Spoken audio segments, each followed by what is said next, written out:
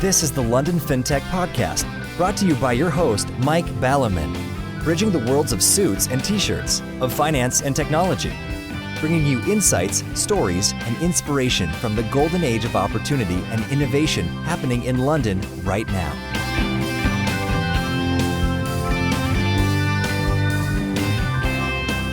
Hi, this is Mike Ballerman, and this is London Fintech Podcast, episode 162, brought to you in association with Smart Pension and the unlistedboard.com, and I'm delighted to be joined today by Vinoth, Jayakumar, Fintech partner at Draper Esprit, one of Europe's largest tech VCs who started way back in 2006. They have investment in the likes of Revolut, TransferWise, Thought Machine, Cedars, Crowdcube, and many more, so might know a thing or two about fintech. Draper Esprit, like Augmentum, who we had on the show last year, are a listed AIM, and thus can offer venture capital finance not tied to the cycle of underlying funds, the so-called patient capital model. So, without further ado, let's dive into a show to look at the super big picture question of what we can learn from a decade in UK fintech. What particular things worked well? What particular things didn't? What are the lessons that one of London's top fintech VCs takes away from it all in terms of where this is going? Plenty to talk about, so for once, let's not waffle on and dive straight into the show. Good morning, Vinoth. Thank you for remotely joining me on the show today. Hi, Mike. Very nice to be here and excited to be on this podcast with you. Excellent. Well, I'm surprised that you're excited to be on the podcast because you said you listened to quite a few. So I would have thought you're approaching it in the same way that I approach a sort of a root canal filling in the diary next a Tuesday. I'd say this, right? I've been up in Harrogate the last few weeks, and the last 2 weeks in particular, I've been listening to you at 5 o'clock every day on my 45-minute run. God. So I've clocked a lot of Mike Ballerman time in my mind. Oh dear, oh dear, and you still turn up. Now, you kindly shot yourself in the foot, actually, when we're having a little sort of preparation before this in terms of some sort of banter to kick off with, in that you kindly reminded me, which had entirely slipped from my mind, that the last time we had a listed fintech fund VC on the show, Mr. Tim Levine, he was training to play football for England in Mexico and involving himself in very strange suggestions to his wife, such as getting a low oxygen tent for the bed, which naturally she kicked that one into touch. So that seems to set quite a good bar for your vertical. So how are you going to beat that one? Are you sort of playing anything for anybody? I'm afraid I can't top that by Tim. You know, Team GB, Mexico, that story is just amazing. When I was really young, I was pretty good at badminton. I kind of progressed through the ranks. And actually, I qualified for the national state team of Kuala Lumpur, which is where I was born and raised. Oh, you're from KL. Oh, excellent. You were in KL, actually, last autumn, and I was absolutely astonished by the growth of building. I mean, there were skyscrapers everywhere. As in, I remember going to KL the first time over 30 years ago, when it was still kind of English and colonial, and maybe even had the race course in the middle. It's still there, actually. Is it? Oh, you couldn't see it for all the buildings. We were staying in the Mandarin Oriental near the Petronas Towers and, you know, that nice little park. But boy, has it changed. It has indeed. There was this huge wave of development, and it was called Vision 2020. You know, and I remember being a young kid in school when this vision was set up. Obviously, we're in 2020 now, and we actually have not achieved the status because we're supposed to be a developed nation by now. But interestingly, we have all these skyscrapers, but we haven't met some of the requirements to become a developed nation just yet. Yes, well, as I was on holiday, I wasn't bothering to find out, but I did wonder what all those skyscrapers were full of. Anyway, let's steer away from Malaysia as a background in finance, because they have been involved in some financial transactions raising some attention recently, and go into the far more interesting topic of badminton. So when you said badminton, I thought, well, I wonder whether that's taken seriously. And I did actually have, funny enough, Malaysia in my mind, because out in Asia, for some reason, it's quite popular. Maybe because you don't get as hot as tennis. I don't know. I think it's more that we are used to living in 35 to 37 degrees. I mean, I grew up in an average of 34, 35, 36, right? With just standard air conditioning in some buildings, but generally you're out and about. Schools are 35 all the way through, and so I'm kind of used to it. So the last week in the southeast of England has been perfectly normal for you, when for listeners abroad, it has literally been 34, 35. My bedroom has not gone below 30. Well, the irony is that it's less humid in England than in Malaysia, and so I actually sweat less, and so it's more desirable then Malaysia, interestingly. But anyway, the badminton story was, I was pretty good. I got an offer to go to this sports school at a pretty young age, where what they do is they train you up to be professional athletes and then make the Olympic squad and all that kind of stuff. But what that would mean is generally a bit of sacrifice on academics. It's seen as a bit of a sacrifice on the academics. And, my parents sort of being second, third generation Malaysian Indians, they weren't so keen on the sacrifice on the academics piece. And so they're like, well, get your straight A's and get a degree and, do the normal stuff. Yes, it's funny how these small things in life, it's as if God or your parents, there's not a lot of difference when you're young, I guess, change the points for you, and suddenly your train goes down one direction and you end up miles and miles away from the other direction. I always, at that point, think of this sort of theory of the multiverse theory, that in a different parallel universe, there's a Vinoth who's the sort of the world badminton champion or something, and it kind of be nice to get together and compare notes. I wish. I mean, the closest I ever came to playing anything interesting or at an interesting level is I ranked number 12 in the whole of Kuala Lumpur, right? Which is just outside the top 10. So when Kuala Lumpur played the Japanese national team, because I didn't make the top 10, I still got to play as a backup player, but they fielded me against the women, the Japanese national women's team. And obviously, national versus state is quite a different thing. So I probably got thrashed in probably like 20 minutes flat or something. I can't remember the exact score or anything like that. But it was the only time I ever got to don the shirt and the flag and all that stuff. So it's kind of my small claim to fame, as it were.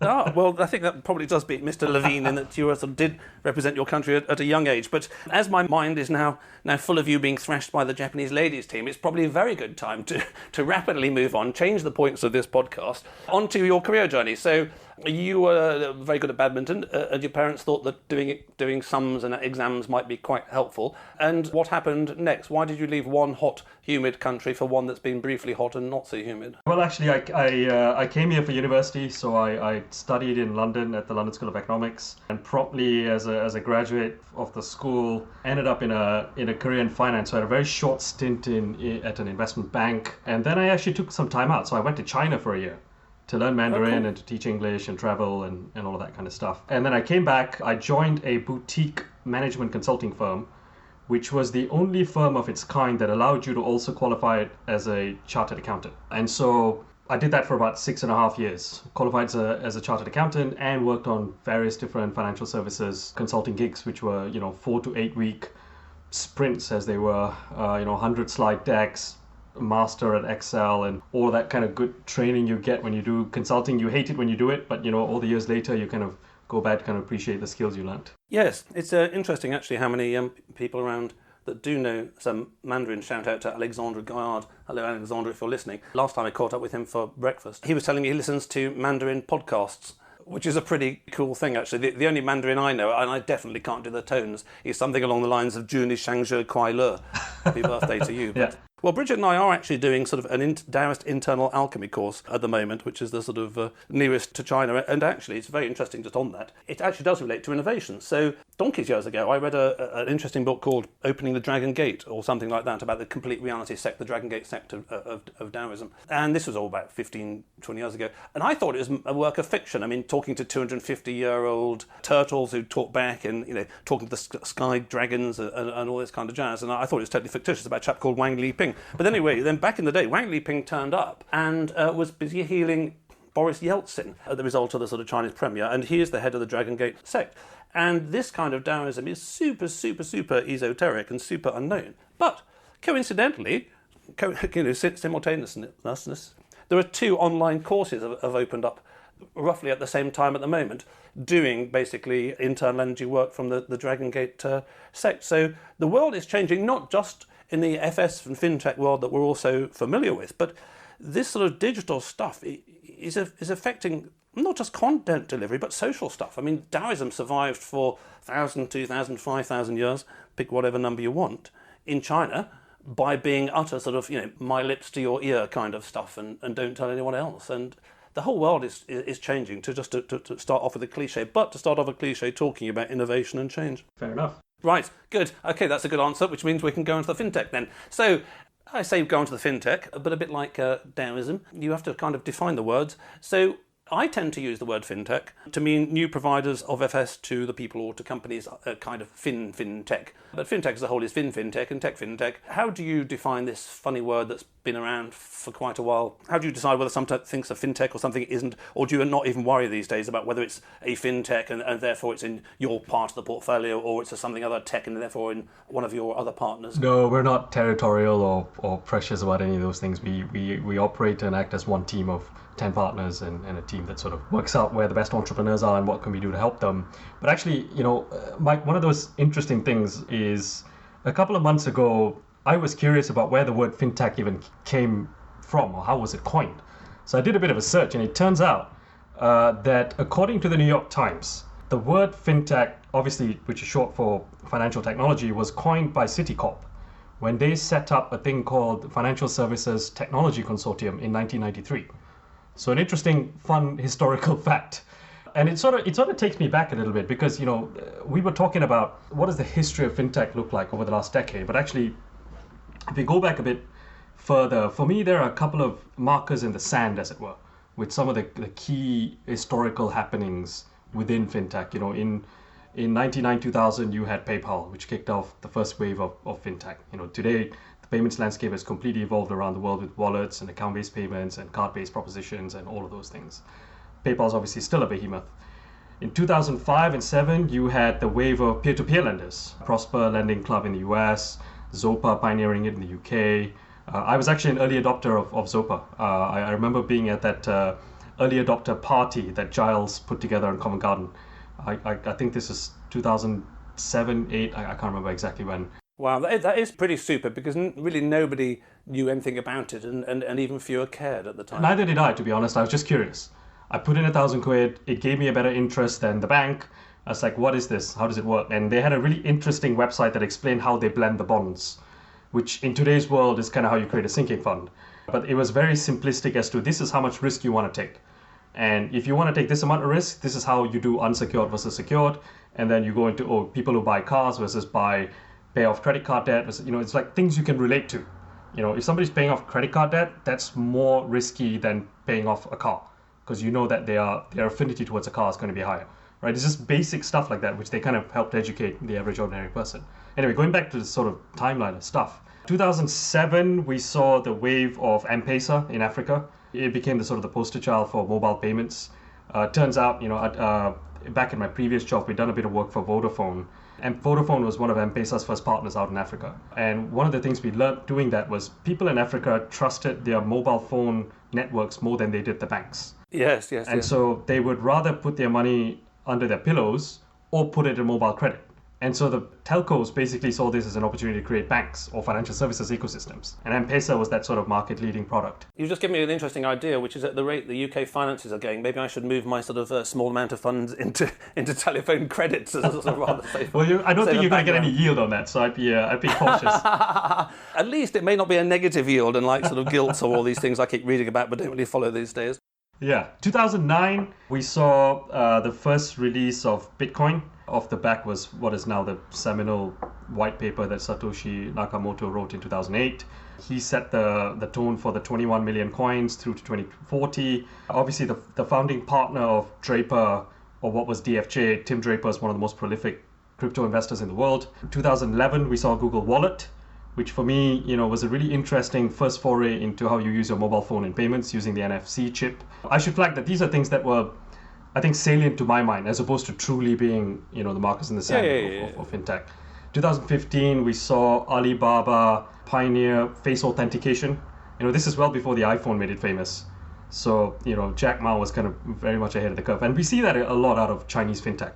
2015 was also when Ethereum was launched. So the Ethereum blockchain became a new model for how you could build on top of it. And also kind of, launching the decentralized finance movement. 2014, 15, 16, we in the UK saw the challenger banking boom, the Revoluts, Monzos, Starlings in Europe, N26.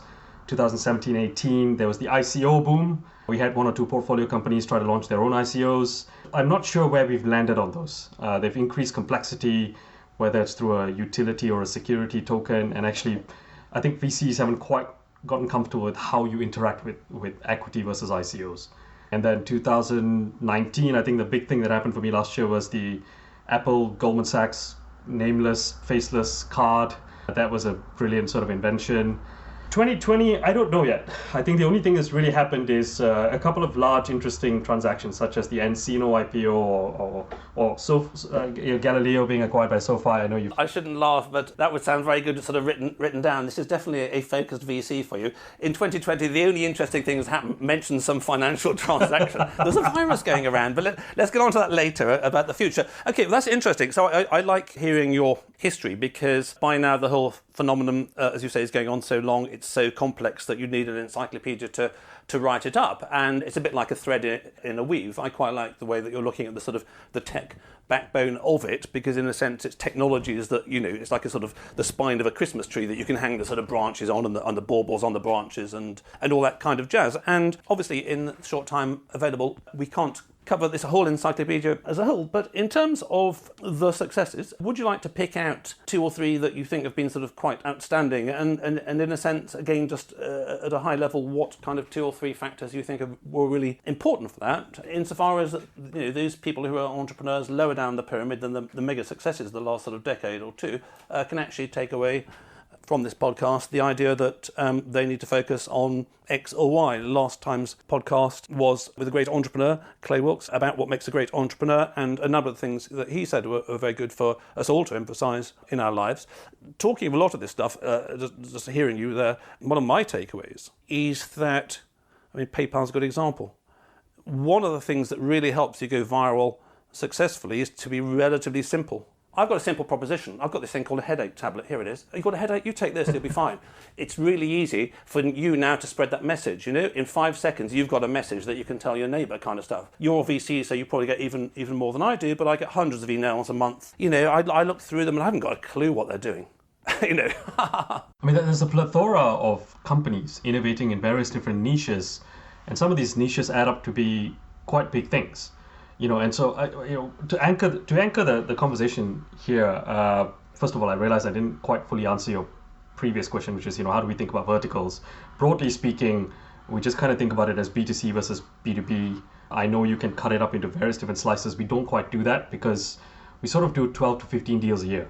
So there's no point sort of breaking it up into various different pieces and trying to figure out what we do in which piece, because we're only going to do a few in fintech, as it were.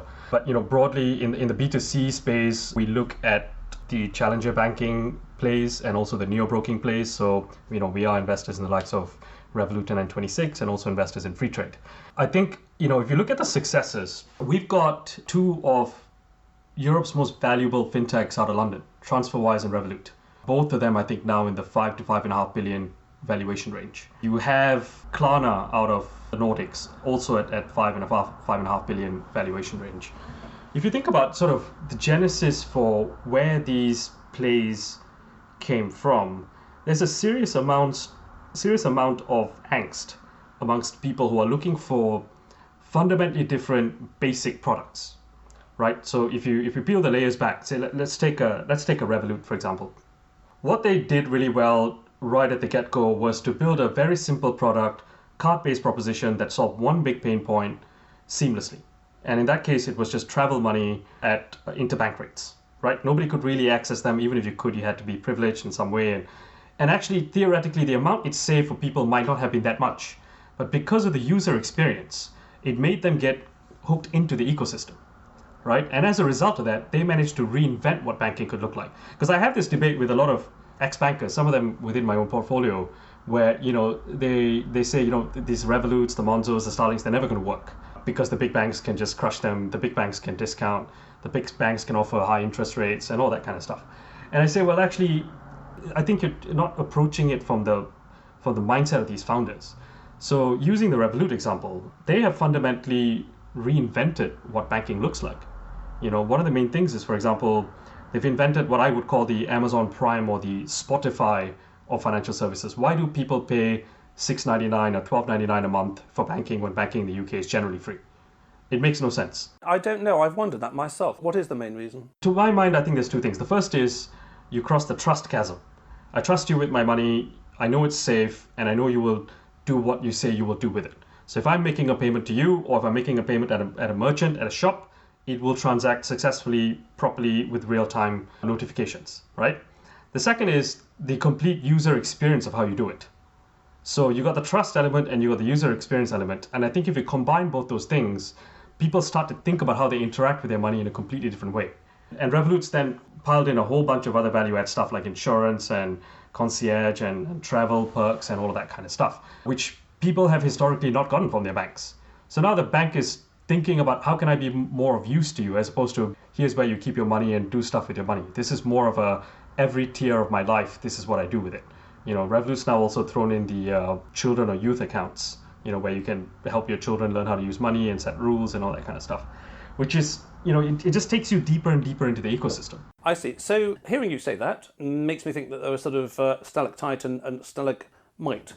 Stalagmite grows from the ground upwards and stalactite comes from the ceiling down. Ultimately, they're trying to get the same point. And going to Clay, who's been a successful entrepreneur, and his particular rules, and going back to Taoism, there's no absolute truth, it's relative to circumstances.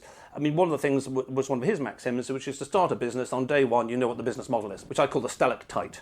So, look, I'm going to sell my London Fintech podcast hoodies. Actually, I'll sell you one later. If you've been listening, you must be really excited about the prospect at the moment. And I could do with some long-term patient capital. About 30 or 40 years would probably be sort of required for me to break even, but I'm sure that that'll be fine with you. So I know at the beginning I'm going to sell a hoodie for 20 quid and I'm going to, cost of manufacture is sort of 5 and cost of customer acquisition is 5 and that kind of jazz. And then I just try and do more of it. The other way around is perhaps something of a tech paradigm, which is that you grow a huge business and a huge customer base, and once you've got that, there's got to be some way of monetizing it, which is the sort of the bottom-up thing. Now, it's not a question of right or wrong. They've each got disciplines, and you may well in your portfolio, I'm sure, have some that started off with a business model on day one. Hey, look, this makes sense, per unit sale, and here's the arithmetic, and we just need to do more, and you need to do the other ones. Now, one thing which I'm not sure whether it's a success or a failure, actually, for me, it's neither a success or a failure, is the P2P market. Going back to your sort of Covent Garden party with Giles in the noughties, or maybe fast forward a little bit once Funding Circle and Rate Setter got going in 2010, 12-ish. Certainly a few years ago when Lending Club was being floated, I mean, most of the sort of founders of P2Pers that I knew, the super mega ones in London, were sort of wondering what to do with the sort of 100 million or 200 million that they might get by Christmas kind of thing. Right. And it hasn't exactly turned out that way. I always had a sort of simple line on this, which is that Zopa threw in the towel. In terms of making money purely by being a P2P and it's expanded into banking, it's fine. You can take different views on that. That's my particular view. More recently, we've seen that sort of Rate Setter sold for quite a low upfront sum, 2.5 million, although maybe it's a little bit more. But whatever it is, peer-to-peer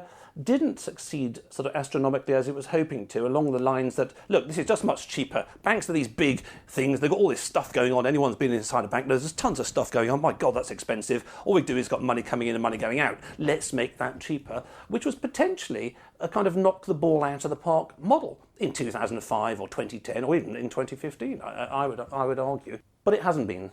So do you count P2P as a success because it's created something that didn't exist? As a failure because whoever the investors were, I've forgotten now, in Rate Setter probably didn't get a massive ROI on their sort of capital which has disappeared? Or do you count it as something that's sort of still in the middle and just evolving? I think it depends on how you define success or failure. I think if it's purely on a financial return perspective, then that's pretty straightforward to measure. Right, it looks like, and I don't know the exact numbers of how the early investors got in and what valuations and all of that, but if you look at the exit valuations versus what you think would have been some of the reported numbers in the press, obviously it has not been a good return financially. But I think what is important to think about is the reason for being. Why do these products exist? Because I think fundamentally there is actually a need in the market for a product like this. The challenge the players in the market have had, for example, whether it's Zopa or Rate Setter or Funding Circle, is that most of them are marketplace plays. And so they are scaling two sides of this marketplace, demand side and supply side, right? And so you got, on one side, you have the capital, and on one side, you have the people you lend to, right? The borrowers and the lenders. Now, for a young company coming into this market, you're never going to get favorable rates from a capital provider, right? So from the get-go, things are slightly stacked against you because you need to lend at favorable rates, but you can't access capital at favorable rates. So you're going to have this net interest margin pressure, right? Typically either close to zero or sometimes even negative to kind of get into the market, right? And what's happened, I think, for many of these players is they either think of themselves as platforms, so they are allocating somebody else's capital and then along the way they take a fee, or they are actually balance sheet players.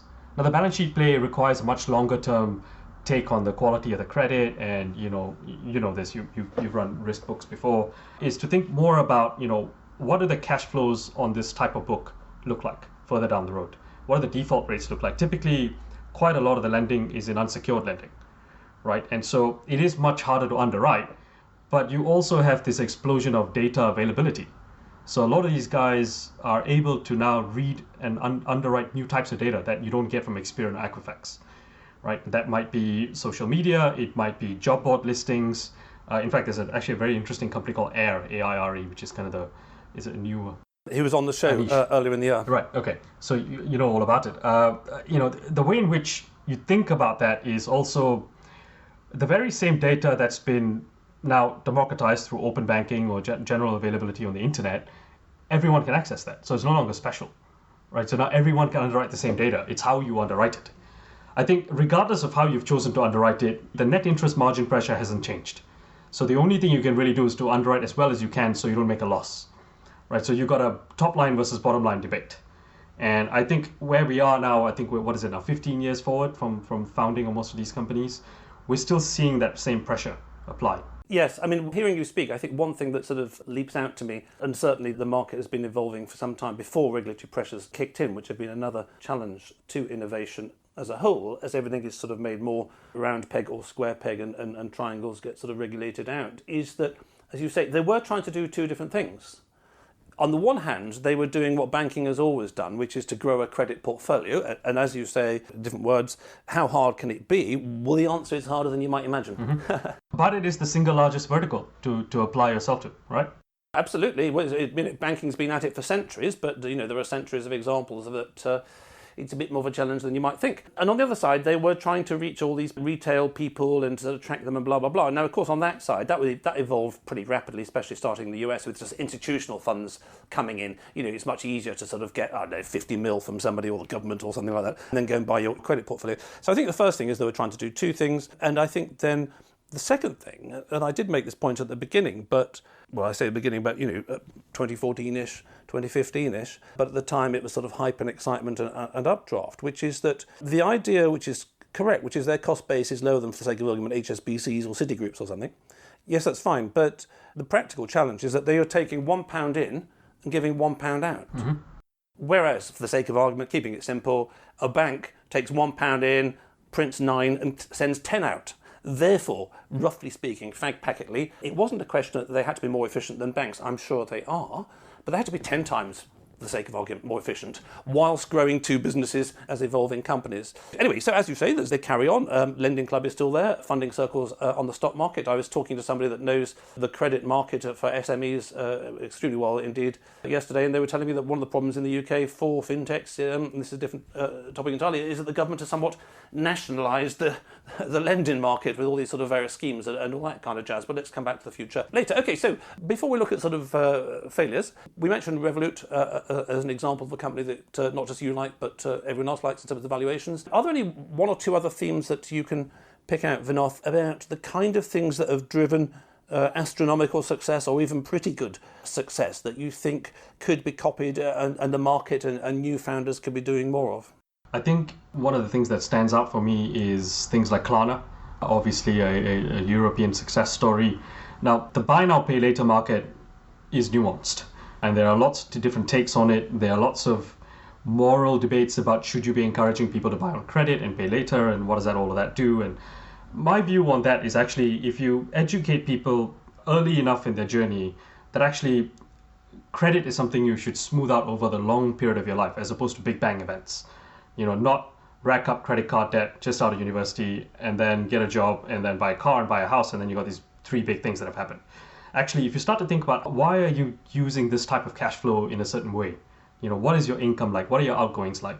If you can get people earlier onto that educational curve, then credit gets thought about in a very different way. And something like Klarna plays an important role, I think, in that journey. And for listeners who are not familiar with Klarna, Klarna's basic business is? It's a buy now, pay later player. They sell through merchants, so they sign up the likes of H&M and online retail merchants, even offline retail merchants, and you can buy something for £100 and pay over 6 months or 12 months. Consumer finance. Consumer finance, point of sale, retail finance, in some ways. They are nuanced to two different markets, whether it's retail finance or not, but fundamentally, yes. And what do you think one or two of their top key factors of success have been? Because obviously that market is around, so how come they've got to sort of 5 or 6 billion? What one or two things did they do brilliantly well to get to the kind of leadership position they have? I think the one thing they did do really, really well is to build a very slick user interface that fit into the checkout mechanism for a merchant. Well, and this is a highly sensitive part of the code process for a merchant. For example, most merchants have code freeze on their websites for large swaths of the year. The reason being their big sales moments, Black Friday, summer sales, Christmas. During all these times, they're never going to let you change anything on the checkout page, right? What Klarna did is say, actually, this is a conversion play, and this is also something that's going to be really easy to do without affecting how your checkout process works. So I think that's one thing they did really well. And the second thing is on the consumer side, they've also managed to do the educational piece and again the user interface piece with consumers who are having to make the repayments pretty simple, whether that's by card or direct debits or whatever it is. It's very, very simple and slick. I see. So one of the things that connects the Klarna and the Revolut, who are obviously wonderful firms from a VC's perspective, is that once they get something going, well, that snowball in the tech globally connected, digitized world, mumble, can roll extremely rapidly and soon turn into something of an avalanche. That's right. Again, actually, I was talking to a founder yesterday. They were relating a company who's been on the London Fintech podcast, who had tweaked in some small way a parameter in their offering and then suddenly taken off like that. It's there was back in the day, a chap called Earl Nightingale, a sort of motivational speaker in America in the 1950s. There's a great talk, anybody on the show wants to listen, Acres of Diamonds. It'll be on YouTube. I think it was turned into an LP or something. It was a talk. It was the first million-selling LP or something like that in America. And he told the story of a farmer in Africa that was struggling to make a living, and he struggled for a decade and and he sold his farm for nothing, basically. I can't remember the story. He probably became destitute, alcoholic or something like that.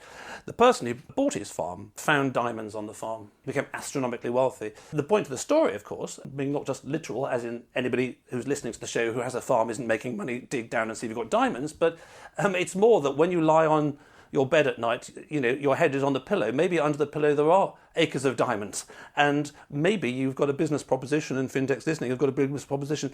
You can just be, as in this example, I don't want to mention it because it's not public, but you can be just one tweak away from something that's suddenly going to go whoosh.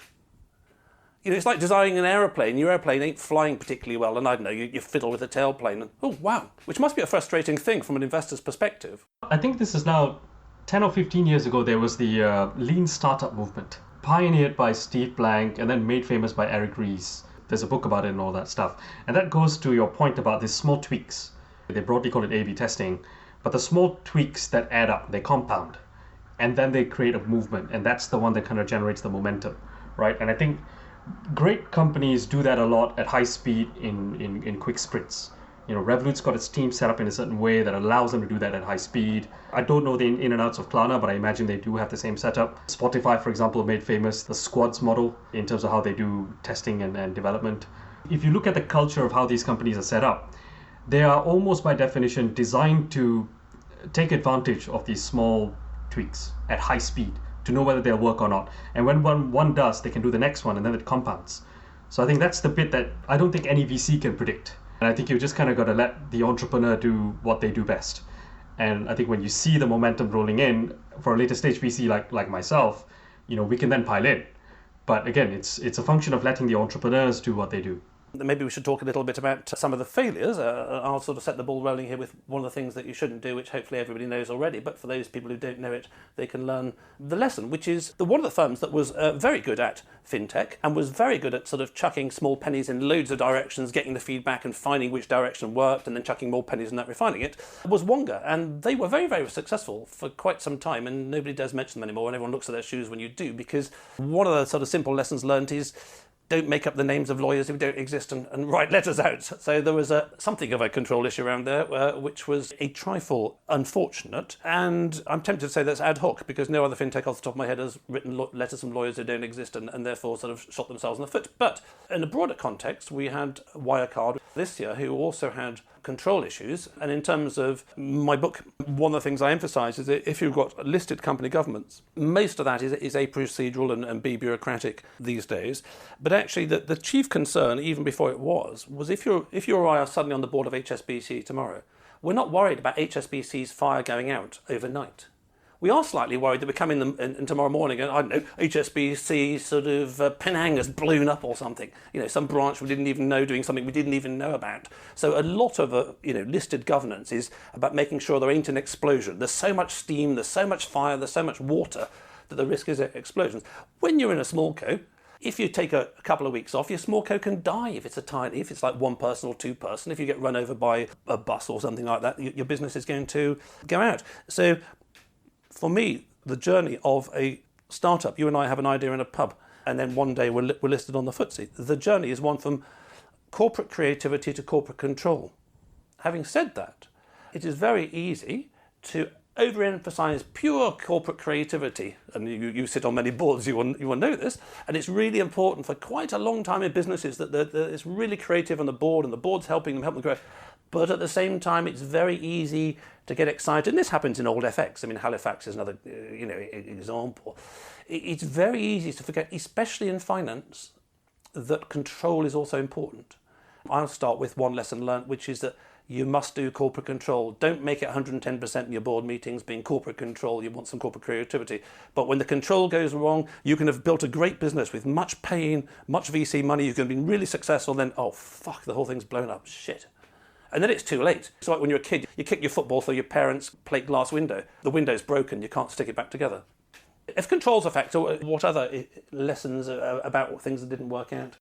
There's a difference between the stage at which the company is starting to think about this stuff, right? A angel-funded seed company or even up to Series A, most of the teams are still slightly grappling in the dark. They can see the vision, they're trying to get there, and some of these balls might get dropped. Not intentionally, but accidentally or overlooked and all of that kind of stuff. Usually by the time you come up to a Draper Esprit investment, which is Series A and B, more B than A, then at that point, all of these things do get put in place right at the get-go. The step one is the structure of the board. What is the voting structure like? What are the things that the board needs to consent on? And what are the things that the investors need to consent on? Step two is to have other sub-boards, things like remuneration committees, audit committees that look into how the company operates. So normally with a Draper Esprit investment, those three things get set up right at the get-go. Usually, sometimes they're already done, but if they're not, then we get them set up as we start in the first few weeks or months of being involved with the company. I think the driving point, though, is the CEO or the entrepreneur's mindset. How do they think about internal controls? Do they think it's a slightly loosey-goosey thing and we can kind of push it around and see where it goes? It depends on the sector you're in. If it's regulated, FCA regulated, then there is no pushing around. There is black and white. So, I think when it comes to how we think about things like that, there is a rule, for me at least, all things are sort of fair in competition. As long as you don't cheat and you don't break the law, that everything is fine. But just think about the consequences. And obviously the single biggest currency you have is your integrity. So never compromise that.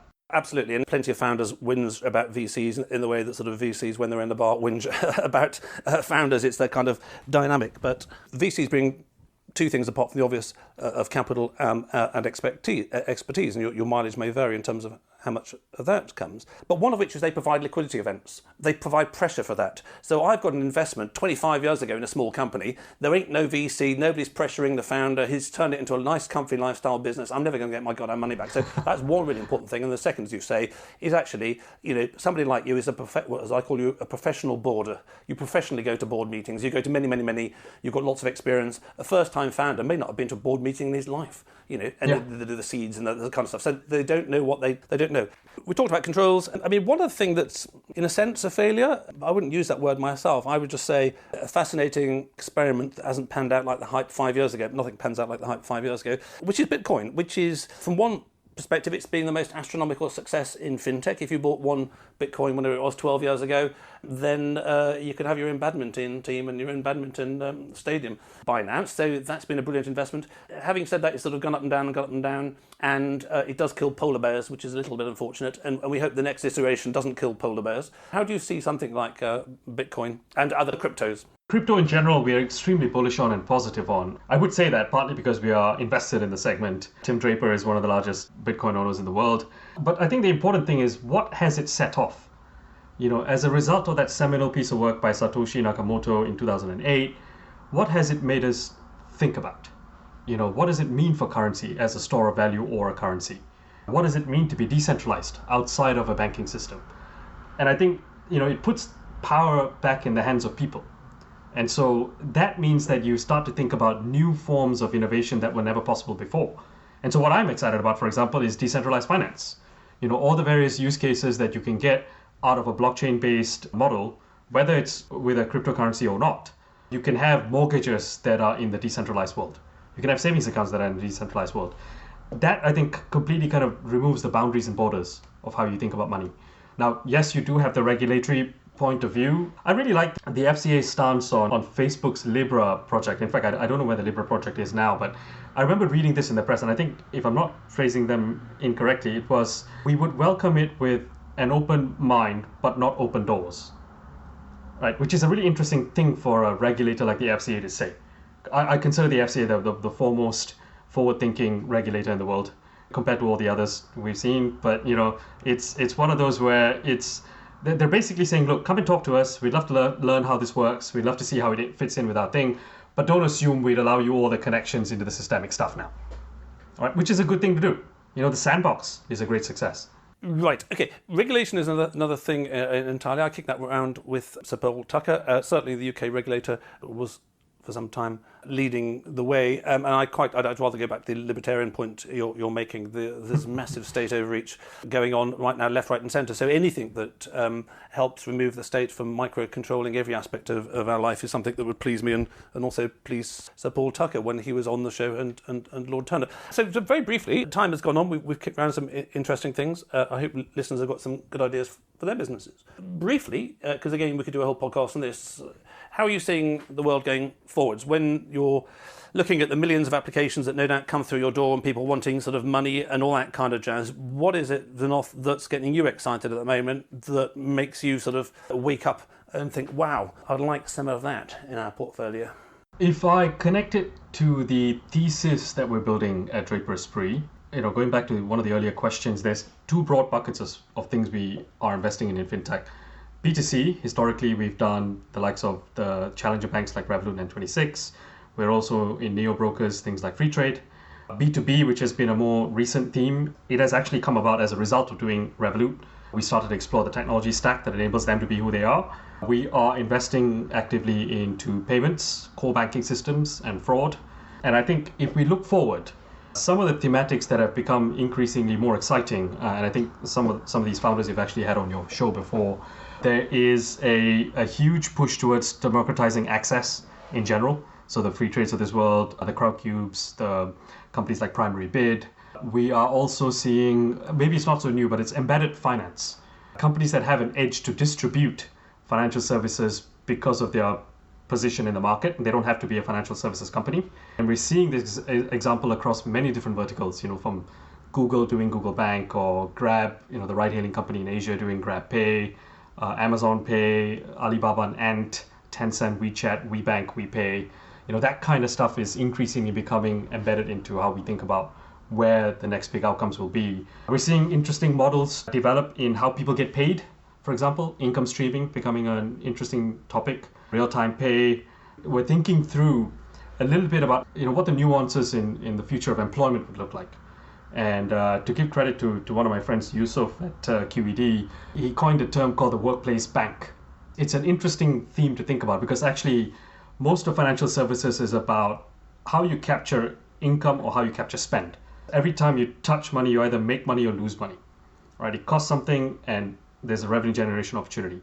And I think if you think more about how people are going to be employed in the future, you will see a larger shift towards freelancing and gig working. And as a result, employers needing to provide benefits and financial well-being and a huge sort of swath of products in that space. Excellent. Right. So you're obviously very optimistic about that, Vinoth. As a very lazy person, I find your optimism depressing, because that means I'm going to have to be podcasting for the next 50 years at this rate. I was rather hoping you're going to say, oh, it's all over, actually. I think, oh, well, there we go. I don't have to keep podcasting and finding new guests. Anyway, before we wrap up the show, I'd like to thank all the listeners out there, my brand partner for the podcast, Smart Pension, who are fast, secure and free. Check out their UK workplace pensions at autoenrolment.co.uk. Theenlistedboard.com. Information and resources to help you make your unlisted board an engine of growth, not a ball and chain or gallows for the founder. So, we've mentioned Draper Esprit once or twice. Are there any particular shout-outs you want to give to the listeners out there? What do you want more of, in case any of the listeners have it?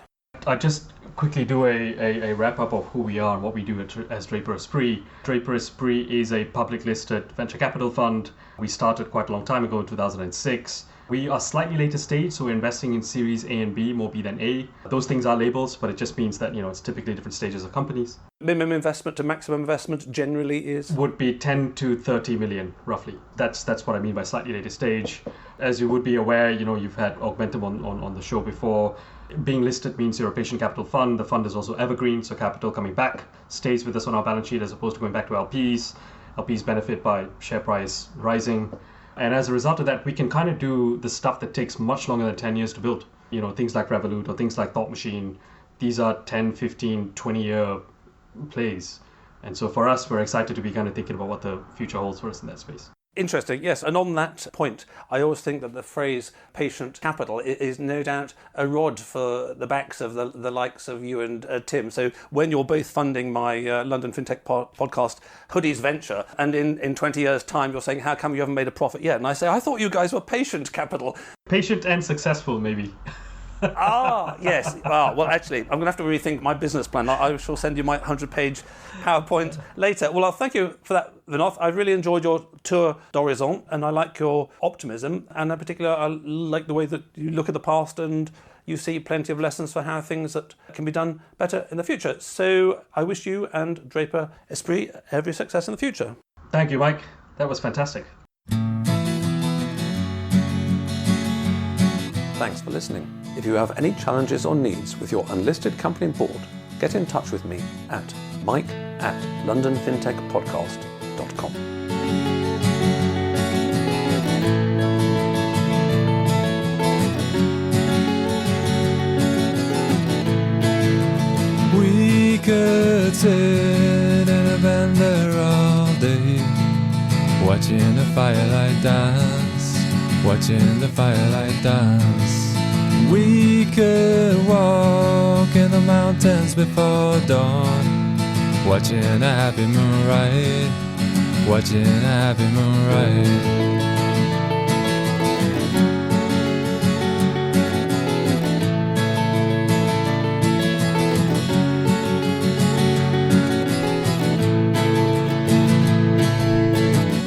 To come away from the city, with the tarmac so dead and the people so sad.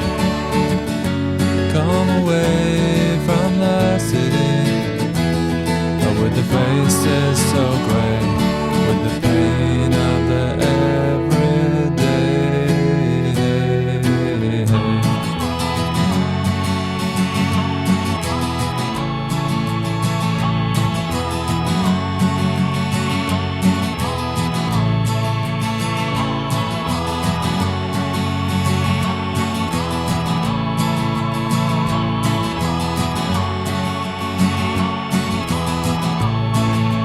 We are wild like the mountains and the trees. Can you see what I mean? Can you see what I mean? We fit in between the earth and the sky. Kiss the city goodbye, wave the city goodbye, wave the city goodbye. The city goodbye. Watch the firelight dance with me. Watch the firelight dance with me. Watch the firelight dance with me. Watch the firelight dance with me. Watch the firelight dance with me. Watch the firelight dance with me. Watch the firelight dance with me. Watch the firelight